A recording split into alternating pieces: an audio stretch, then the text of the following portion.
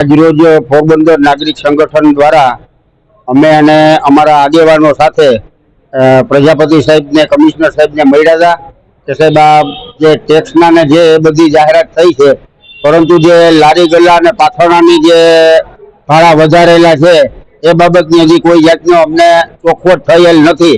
તો આ બાબત અમે આપ સાહેબને મળવા આવ્યા છીએ. તો સાહેબ કે જ્યાં લગાડી છે કે જો નગરપાલિકા પાસે પૈસા નહીં આવે તો વિકાસના કામ અમે અટકાવી દેશું, અમે લાઇટો રિપેરિંગ નહીં કરીએ, અમે પાણી નહીં આપીએ, અમે સફાઈ નહીં કરી શકીએ, તમારી આવક થાય તો રીતે અમે કરી શકીએ. તો સરકાર ગ્રાન્ટ આપે જ છે, તો શું માત્ર પોરબંદરની રેકડીના ભાડા આવે કે પાથરણાવાળાના ભાડા આવે તો જ નગરપાલિકા વિકાસના કામ કરી શકે એમ છે, સિવાય નથી કરી શકે એમ?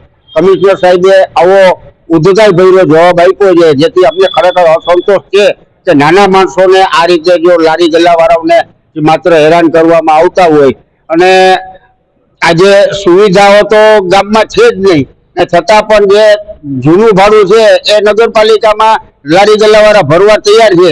આજે જે માણસ 300 રૂપિયા રોજના કમાતો હોય એમાંથી 50 રૂપિયા રોજનું ભાડું નગરપાલિકા લઈ જાય તો એનું ઘરનું ગુજરાન કઈ રીતે ચલાવી શકે? એક માનવતાના ધોરણે પર કમિશનર સાહેબે વિચારવું જોઈએ એવી અમારી નમ્ર વિનંતી છે.